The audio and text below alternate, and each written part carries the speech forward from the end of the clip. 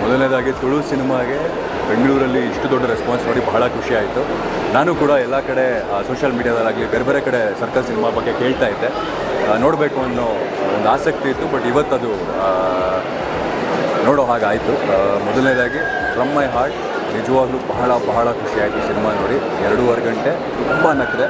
ನನಗಷ್ಟು ತುಳು ಬರೋದಿಲ್ಲ, ಮಾತಾಡ್ಲಿಕ್ಕೆ ಬರೋದಿಲ್ಲ, ಅರ್ಥ ಆಗುತ್ತೆ. ಬಟ್ ಸಿನಿಮಾ ಅಂತೂ ಅದ್ಭುತವಾಗಿ ಮಾಡಿದ್ದಾರೆ. ರೂಪೇಶ್ ಶೆಟ್ಟಿ ಆ್ಯಂಡ್ ಟೀಮ್ ಒಂದು ಕಥೆನ ಬರೆದು ನಿರ್ದೇಶನ ಮಾಡಿ ಮತ್ತು ಅಭಿನಯ ಮಾಡೋದು ನಿಜವಾಗ್ಲೂ ಸುಲಭವಾದ ಕೆಲಸ ಅಲ್ಲ. ಇಡೀ ಥಿಯೇಟ್ರ್ ನಗ್ತಾ ಇತ್ತು ಇವತ್ತು. ಸೊ ಬಹಳ ಭಾಳ ಖುಷಿಯಾಯಿತು. ಅವ್ರ ಜೊತೆಗೆ ಅರವಿಂದ್ ಬೋಲಾರ್ ಸರ್ ಆಗಿರ್ಬೋದು, ನವೀನ್ ಸರ್ ಆಗಿರ್ಬೋದು, ಆಮೇಲೆ ವಾಮಂಜೂರ್ ಅವರಾಗಿರ್ಬೋದು, ಎಲ್ಲರೂ ಅದ್ಭುತವಾಗಿ ಮಾಡಿದ್ದಾರೆ. So all the very best the entire team. And first time ನನಗೆ ಸರ್ಕಸ್ ನೋಡಿದ್ಮೇಲೆ ನಾನು ಒಂದು ತುಳು ಸಿನಿಮಾ ಮಾಡಬೇಕು ಅಂತ ನನಗೆ ಭಾಳ ಅನ್ನಿಸ್ತಾ ಇದೆ.